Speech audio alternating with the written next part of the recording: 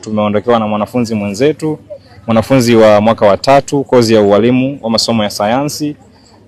Amekuwa haonekani tangu takriban tarehe 17 mpaka hivi leo, lakini kwa bahati nzuri kwa taarifa za majirani wanaoishi naye walitueleza kwamba maeneo ambayo wanaishi wanasikia harufu mbaya, jambo ambalo lilibidi tufuate taratibu za kiusalama. Tukawasiliana na maaskari kupitia mwenye nyumba na mwenyekiti wa serikali ya mtaa.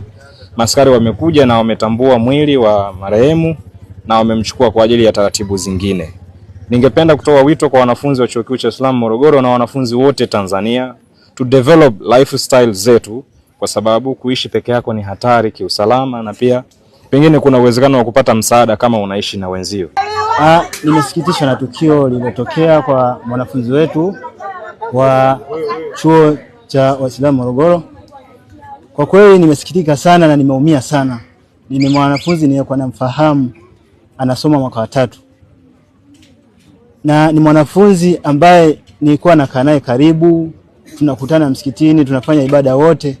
Lakini nafika hapa kwenye eneo la tukio, naambiwa mwanafunzi fulani kafariki. Mwanafunzi fulani yupo ndani siku ngapi? Yupo ndani siku ngapi kafariki. Kwa kweli mimi moyo wangu umenungunika sana, nimeumia sana kuondokewa na mwanafunzi wetu. Na ni mwanafunzi ambaye alikuwa bado anaendelea mitihani yake. Kwa hiyo mitihani yake imeshia njiani. Ni mwanafunzi ambaye alikuwa anamaliza anahitimu mwezi wa 7, anamaliza masomo yake. Alikuwa ni mwanafunzi wa Chuo cha Kiislamu cha Mumu. Kwa hiyo tulikuwa tunamfahamu kama kijana wa mtaani. Basi leo asubuhi ndio tumepata taarifa kwamba hapa anapokaa na yani hajaonekana muda mrefu, kwa sababu mwenye nyumba yake pia alikuwa hayupo. Amerudi jana usiku, leo anapita akakutana na harufu isiyo kuwa ya kawaida. Akajaribu kuita kimya, akapiga simu yake akakuta simu inaitia ndani. Basi akatoa taarifa kwa majirani, kisha akaita mwenyekiti wa mtaa akaja, na sisi tukakusanyika tukasaidiana na polisi. Ndio hivyo.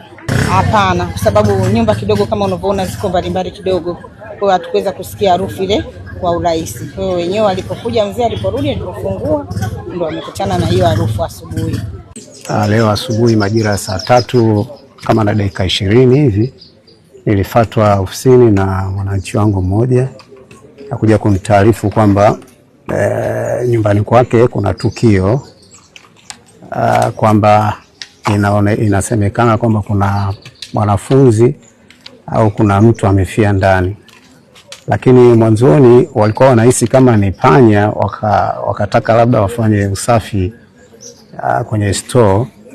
Lakini baada ya kuona mlangoni kwa huyo mtu kuna nzi wengi, basi walilazimika kuja na kutoa taarifa.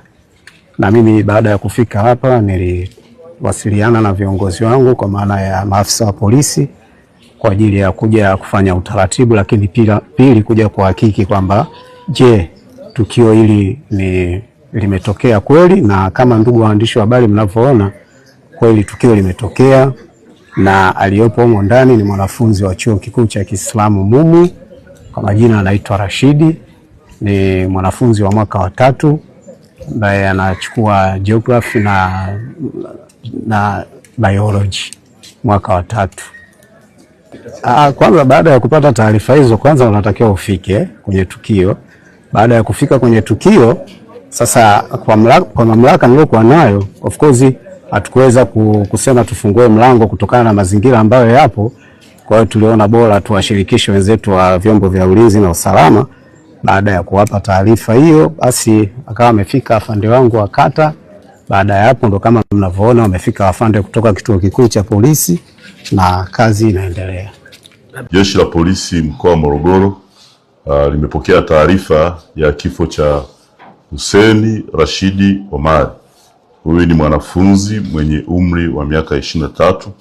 Ni mwanafunzi kwa maana mwanachuo Chuo Kikuu cha Waislamu kilichopo mkoani Morogoro. Taarifa za tukio hili zimetolewa tarehe 20 mwezi huu wa 3 2026, na limetokea eneo la mtaa wa Mbuyuni, kata ya Kihonda Magorofani.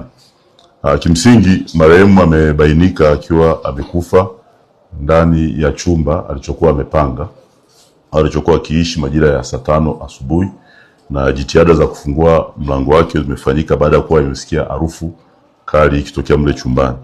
Kwa hiyo baada ya kufungua chumba kile, imebainika kwamba tayari alikuwa ameshafariki na alikuwa ameshaanza kuharibika.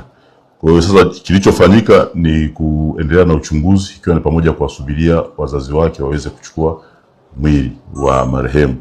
Kwa hiyo uchunguzi wa awali umebaini kwamba kifo chake kimetokana na maradhi ya kawaida, ikiwa ni kwamba ameanza kuugua tangu tarehe 17 alipokuwa kwenye chumba cha mtihani chuo kikuu cha MUM, na baadaye akapelekwa nyumbani kwa mapumziko. Kwa hiyo tangu wakati huo hakuweza kuonekana mpaka leo ilipobainika kwamba